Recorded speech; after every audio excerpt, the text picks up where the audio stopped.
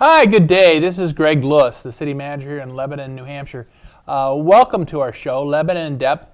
It's an opportunity to have the city become accessible to you who live in our community and our region. We're very proud of you all, and we're very proud of the community. So it's a good time to cover. And today is the day after the first day of spring when we were taping, and so it's spring. As I was driving here, I looked out. I saw some very interesting, some very colorful, a couple colorful birds, a squirrel that seemed to be maddening, and we're waiting around the snow, of course.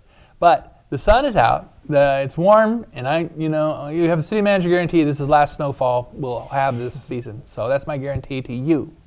So we're spring. And in celebration of spring, what better than to talk about recreation, And what better to talk to a guy that is our recreation leader, and that's Paul Coates, our director of recreation. He and his wonderful staff, they're so warm and friendly and dedicated to be of service and to pursue their mission of recreation and all the parks and wellness that we have, and it's just great. So we're having here, and we're going to kick it off. And welcome, Paul. Welcome. Thank you. I enjoy being here.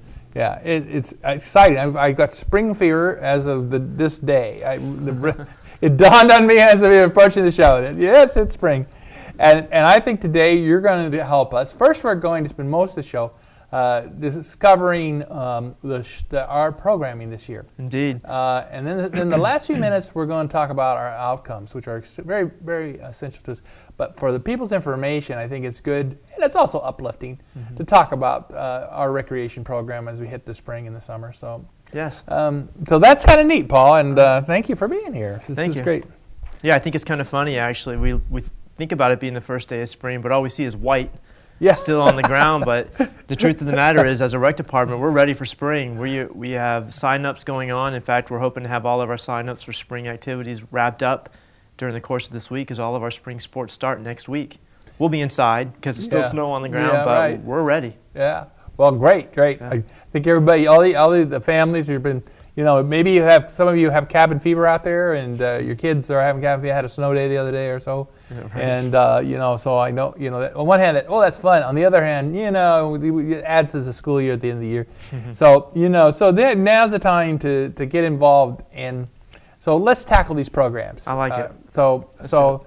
Shall we start? It's interesting. These are kind of interesting topics, and we're going to go through as many as we can to touch base. There's something called the Chameleon Club. I don't know this. Chameleon Club's a brand new initiative that we have this year, and really it's our effort, our strong desire to reach kids, especially at the middle school. Middle school is now combined, 5th and 6th and 7th and 8th grade, all in one school. And we'd like to do some things that unify that school with those 4 grades all coming together.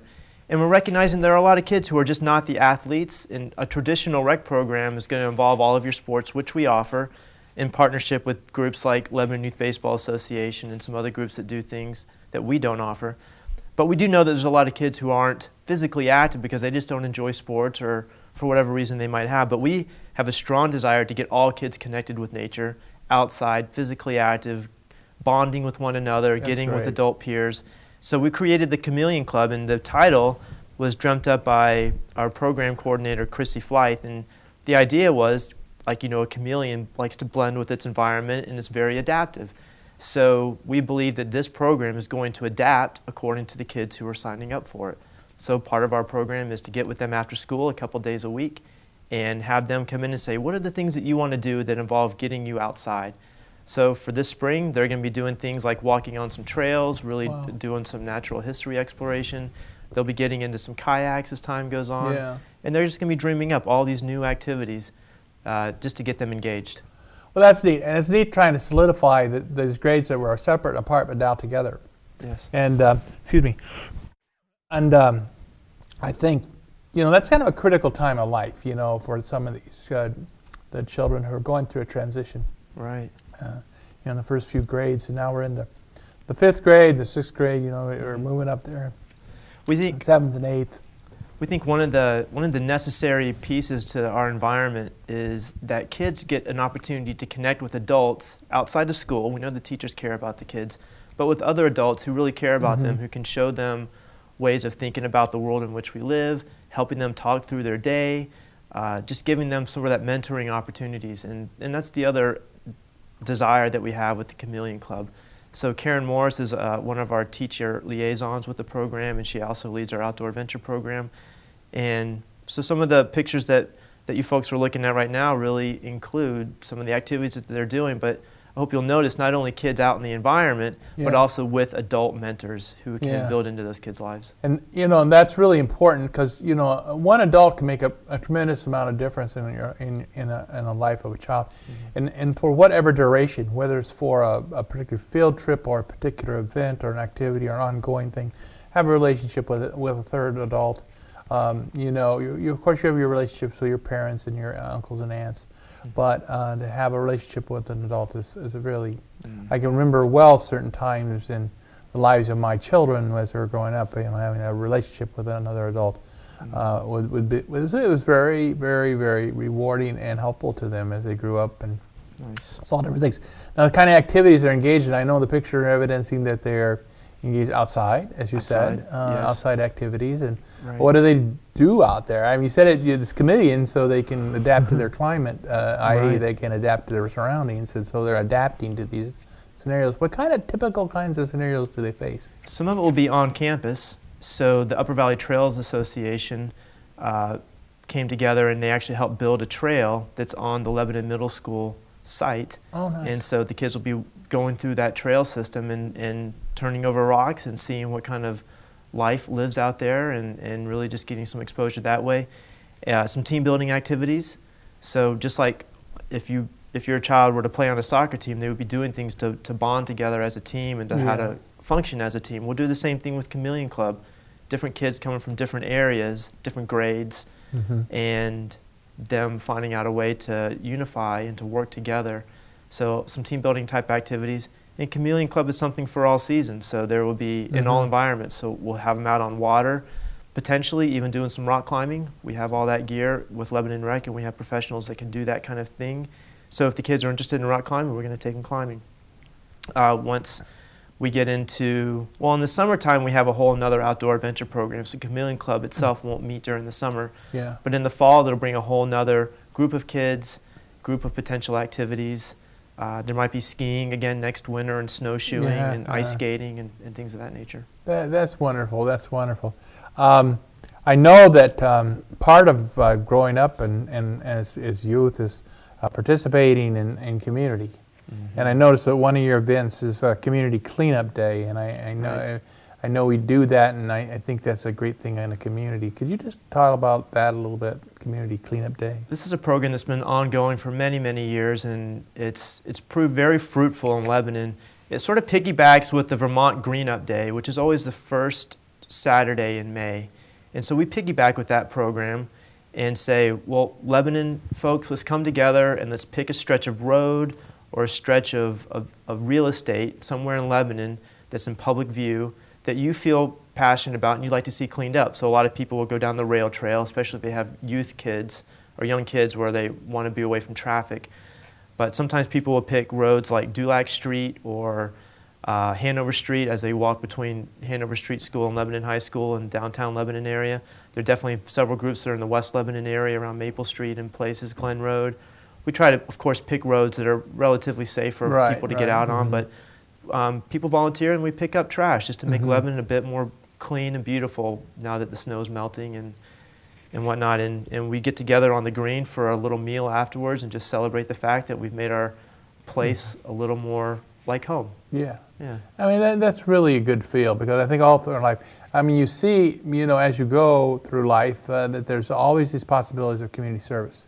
And to start early is good, because people then say, well, look, we had camaraderie, we had, we enjoyed it, we were outside, we did something that had meaning to the community. That's right. Made it a better place, and we contributed. That's right. And now we celebrate. So we always have celebration. So celebrate is, good, and that's a nice combination of all those factors for an experience. It definitely is fun. And the state's behind it. They provide us things like trash bags, and the landfill helps us by giving us a place to take all of this refuse and stuff like that.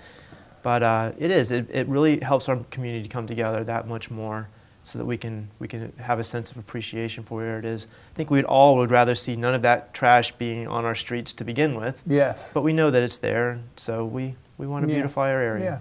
Well, that's really tackling down to some of our root issues about waste and how we handle recycling and how we handle ourselves so that we're good stewards. And that we want to be a sustainable community. In order to be a sustainable community, we've got to give back more than we take, and we got to, when things happen, if someone doesn't live up to that obligation, then somebody steps forward and takes that obligation on, and we'll try to encourage those who didn't live up to the obligation to do better in the future. I agree. Another probably really major feature of our recreation program is our youth sports. That's right. I'm impressed by the array of different sports that recreation is involved with. And I think this is really important. And and all these things we're mentioning, we often talk about volunteers and friends of our programs. And throughout our talk today, we'll mention every once in a while about we think that in order to have a program the way we should have programs in our community, whether it's youth sport or whether it's the Chameleon Club or whether it's community cleanup, the importance of friends of recreation stepping forward. Right. We think that they're just the private part of our community. We as individuals and families and businesses in our community and corporations in our community, they already contribute very a good strong commitment, but we need a stronger commitment because the public resources, because of the way the economy is going and the way the system is organized in New Hampshire, is drying up the kind of resources that we need, I think, to live up to the expectations we have in Lebanon.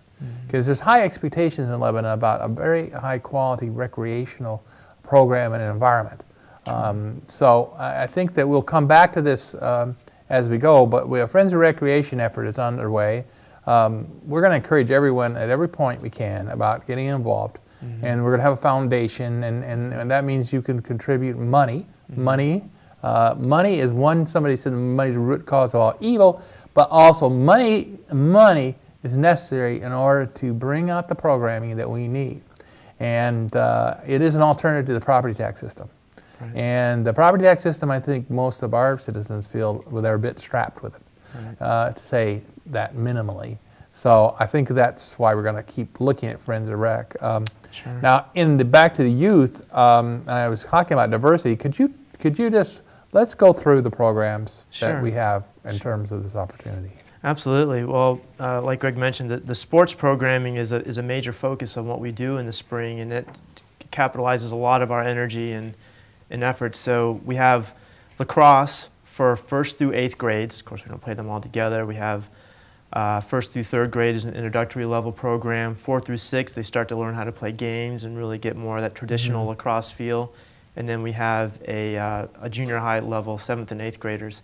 So very competitive sport. We have a lot of kids that really love playing lacrosse. It's grown around the Upper Valley and it's an amazing sport. I grew up in a traditional Midwestern setting where you had football, basketball, and track, and baseball in the summer. There was 4 sports. That's it. Right. And no one ever heard the word lacrosse. Right. But as I've grown older, and now as I've gone into especially different parts of the United States and living, not the Midwest, I find lacrosse is showing up everywhere. It is. It's popular. And I think it's really, really interesting sport. It's really interesting, the origins of it, and then watching the kids play a lacrosse game. It's just amazing. One of the interesting things is we're hearing more and more that some kids are feeling the pressure to participate in sports year-round, or a sport year-round, I should say. So year-round soccer, or year-round basketball, year-round swimming, whatever the case might be. To which I would say, if you love the sport that much at a young age, then do what you enjoy doing. But I would encourage families and kids to think about being well-rounded as well. If you enjoy playing other sports in the off-season from your main sport, then enjoy some other sports. You're at a young age where you really have the opportunity to experience a lot of different things and not feel pressure into thinking, well, the only way I'm going to make a high school team is to participate in basketball year-round, for instance. So we're really hoping that kids will take advantage of the fact that there's a variety of different things being offered, and not a lot of communities get that. So I hope that they'll see that value and participate in a lot of different stuff that we have to do. That's really, really wonderful. And that I noticed that we have a softball program offered. Yes, softball goes on. It's we don't offer baseball. That's through Lebanon Youth Baseball Association. They do a fantastic job running baseball in the springtime. But we do the girls softball program for 3rd through 6th graders. 2 different teams in there, 3rd through 4th, and then 5th through 6th. And like I said earlier, we're at the end of our registration process right now, so we hope that people will register as soon as you hear this message to get your kids involved in softball, lacrosse, and even the track and field, which we'll mention in a moment here too.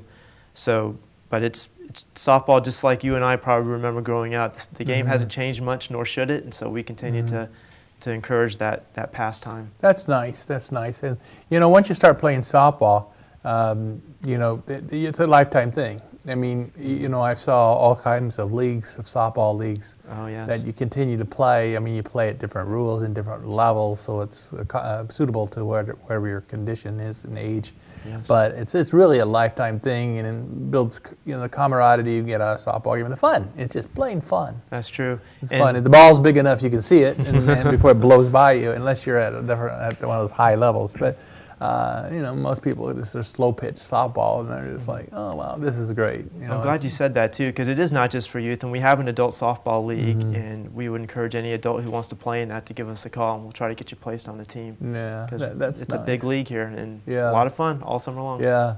Well, and the next one I really like is, when I was in law school, one of my classmates and I, he belonged in law school. At the time I went through so long ago, they grouped us into firms, and there was a 4-person firm. They called us firms, and so we went through the 3-year law school program as a firm. And the firm that I was in, we played tennis. And so after we go to law, we had those awful law school classes. Get through those and not fall asleep. Then we'd hit the tennis courts, and we'd play tennis 2 or 3 hours, and then we'd go study and then go to our part-time jobs usually. But you have tennis here, and as a former tennis kind of nut. That's a great thing if someone can learn how to play tennis. Indeed. It really is something that you can carry with you, and there's always a tennis court somewhere. It's a lifelong sport, and we have some great lessons that are offered throughout the summertime at the courts in West Lebanon. Of course, the CCBA also offers lessons at the CCBA courts in downtown Lebanon. So tennis is alive and well in the Upper Valley, and I love tennis too. I grew up playing tennis. It's how my dad and I connected, and some of my best friends in life right now are my tennis buddies. My wife and I play tennis still, so it's something you can do the rest of your life. Well, sometime I'll show you the Lewis lob. All right. I'll see if I can chase it down. Yeah, see if you can see it. As if I could hit the Lewis lob. The Lewis lob, I think, got retired. But the next one I think is cool is track and field. Because I know when I took my kids in track and field, I mean, not that they were track and field stars, but I remember they used to have these track and field things.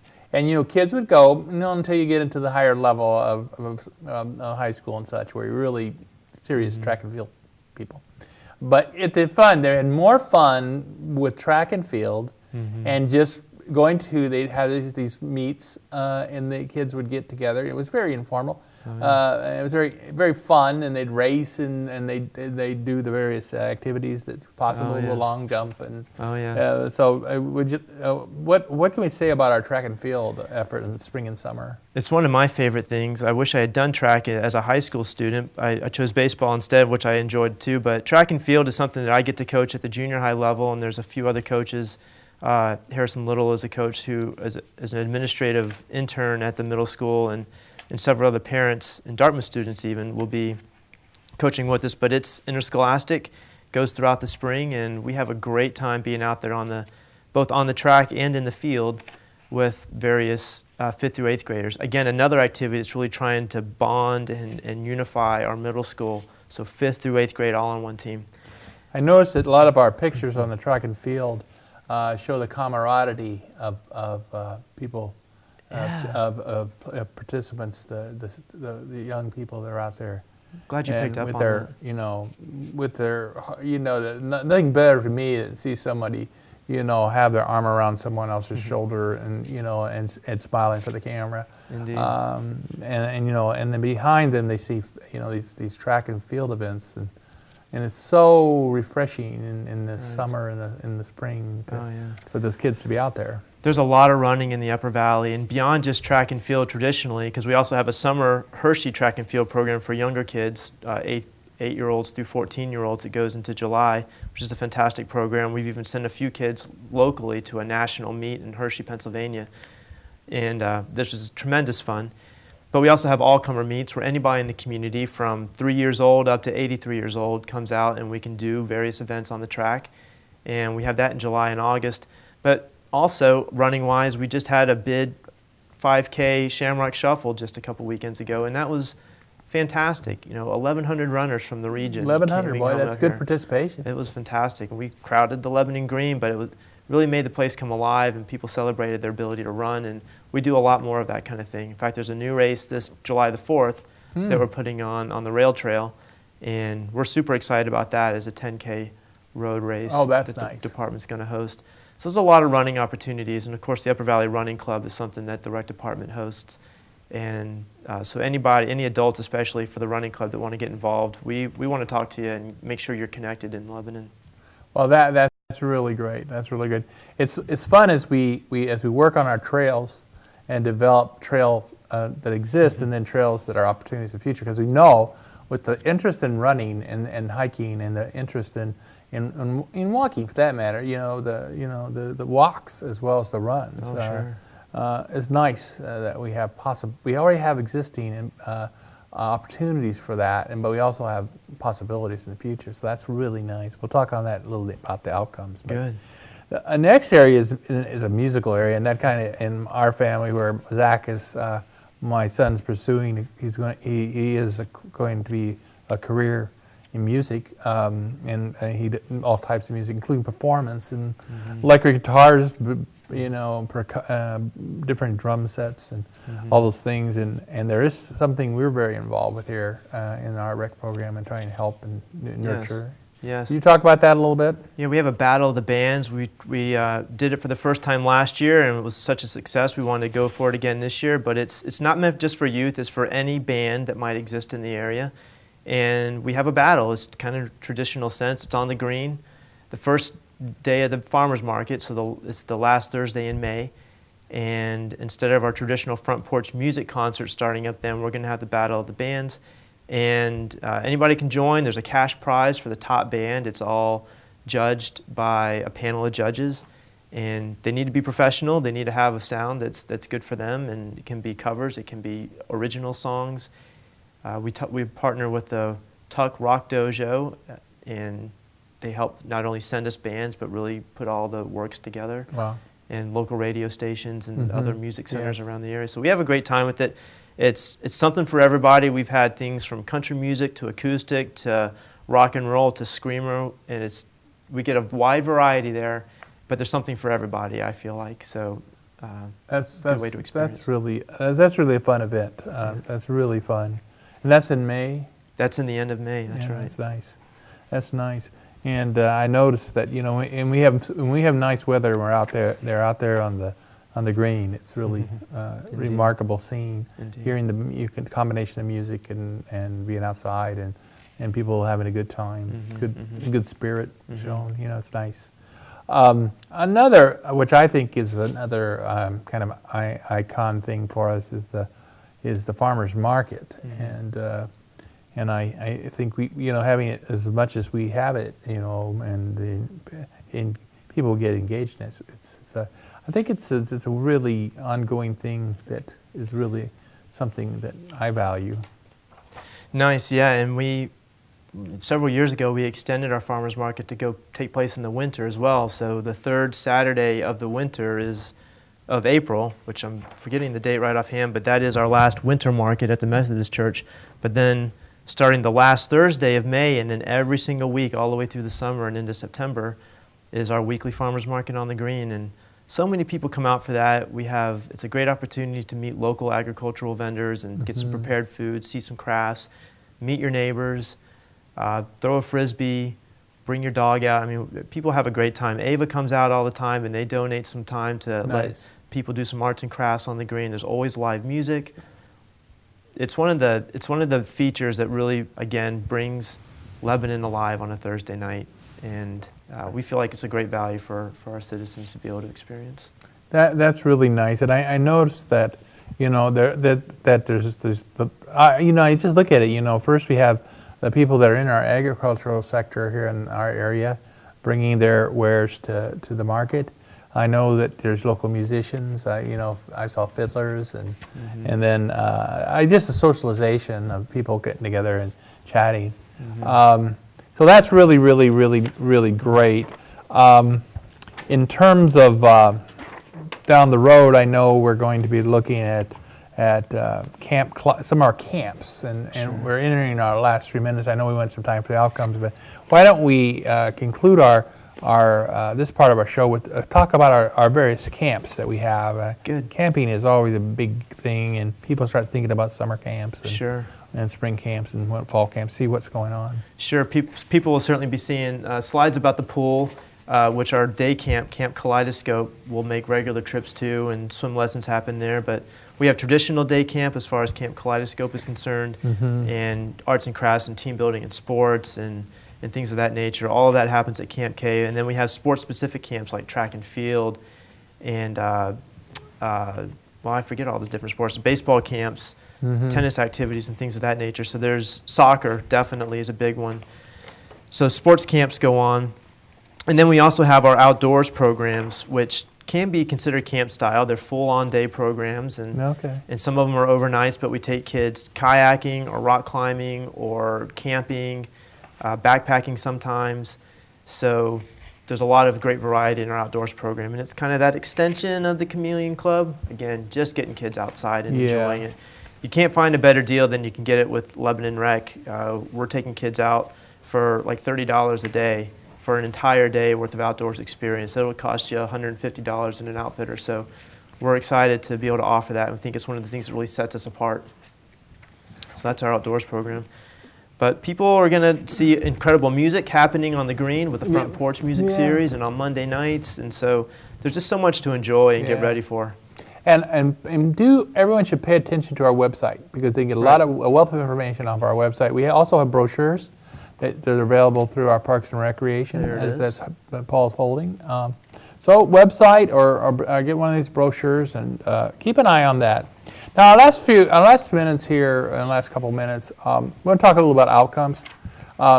As we talked about when we talked with everyone from all our departments, is that we're pivoting and we're moving in the direction of an outcome-based organization. Now, the outcomes that you're working on in Parks and Recreation in your area, would you like to comment a little bit on those outcomes you're working on? Absolutely. There are many, but I think the ones that I'll focus on right off are, people are certainly going to hear about the Greenway, the extension of the rail trail from where it ends in Lebanon all the way to West Lebanon and ending at the Westboro Rail Yard, well, what will be the Westboro Rail Yard, 12A in Seminary Hill area. We're really excited about that program, and it's got the most steam right now. So I think people should be aware that something to open your eyes to, and we'll be happy to show maps or have you call the rec department so you can see that. But it's our way of connecting Lebanon and West Lebanon, physically connecting us. So we're really excited about that outcome in particular. Seminary Hill, a move of recreation offices and operations into the former Seminary Hill School. There's a vision there that's coming together. And I won't go into details about it, but I think I would like to see our citizens be aware of that. And I hope get really excited about the fact that that building can stay in public use, because it's a beautiful building right in the heart of West Lebanon. And it just makes sense on so many levels for us to be over there. And I've yet to talk to anybody who doesn't believe so, but we're willing to have that conversation as well. So I think that's something to definitely be excited about. And part of that move will enable us, among other things, to try to reach an at-risk youth population. I define that maybe differently than a lot of other people will, but I believe any of our youth are potentially at risk. You never know in life. We're one relationship away from meeting the wrong person to send you down the wrong path, and we want to have our youth meet the right people to send you down the right path, or be an agent in that.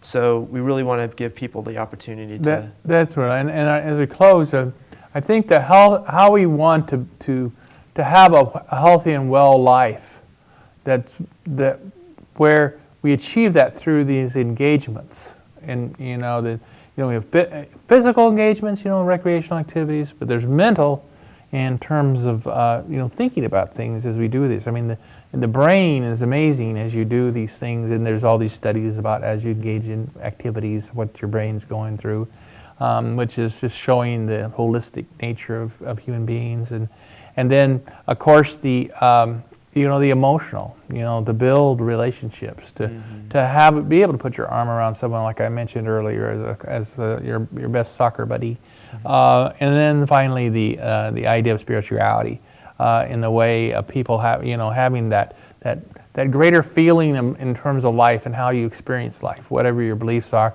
the feeling you have. It often comes out in recreational engagement, and so these are things that we're committed to. And I'll end this by reminding everybody about the Friends of Recreation.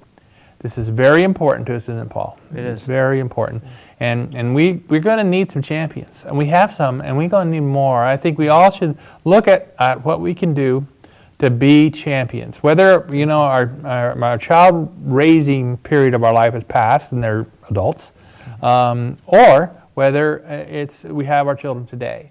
No matter what, it's sustainable means we're giving back more than we take, and our giving can't stop because we're at these different cycles of life. We all have to figure out how we can give. And the Friends of Recreation is a great opportunity. It's going to be developed. That's one of the big outcomes we're doing, because we need more resources off that property tax-based system into some other means. And it's really, when you look to what we can do, we have to look to ourselves, and that's where the Friends of Recreation comes in place. I want to close. Paul, thank you for coming today. Thank you. And thank you for sharing. And we hope you enjoy some of the slides you'll see during Paul and my conversation. Those slides just illustrate, a picture always is worth 1,000 words, and hopefully some of those will help you see what opportunity is here for you and your family, your children, your grandchildren, and yourselves. So. Fantastic. Wish you the best recreation possible this spring and summer. And the spring is off. We're off, as I promised, no more snow. So everyone have a great day and enjoy this spring. Thank you. Indeed, thank you.